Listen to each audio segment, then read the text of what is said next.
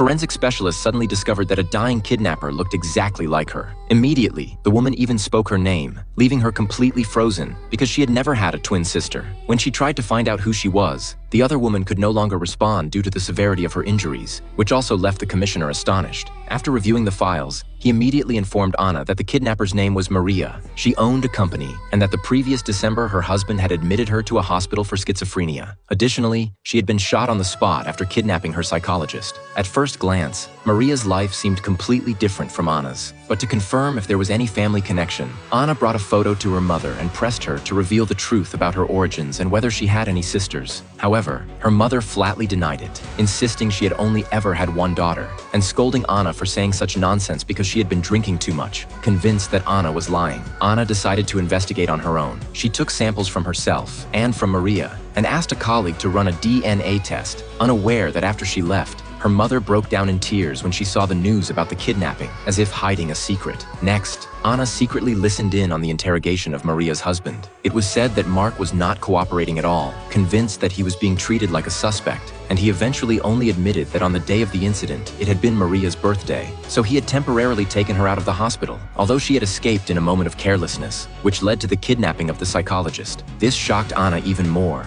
because the previous day had also been her own 33rd birthday. To learn more about Maria, she visited the kidnapped psychologist's office but found nothing useful. Instead, when she returned to the crime scene, she experienced something terrifying. She could feel in her own body the pain of the gunshot that Maria had suffered, as well as the sounds and the sensation of the air from that moment. Something so real that even someone as rational as her couldn't explain it, which reinforced the idea that there was some kind of connection between them. The next day, when she arrived at work, the commissioner unexpectedly told her that the case was closed. Anna objected, convinced that the motive for the kidnapping had still not been clarified, but he insisted that it was a matter of higher orders and could not be questioned. Even at the press conference, Maria's identity was replaced by someone else to take the blame, because her husband did not want anyone to know that she had died, which raised even more suspicions for Anna. Determined to take a risk, she hid in the trunk of Mark's car and managed to enter his house, where she secretly overheard a phone conversation between him and Maria's mother. Both agreed that her death should not be made public, and the mother even threatened him, saying that if the information leaked, he could lose his position as company president. Those words made Anna wonder if Maria's death had been planned.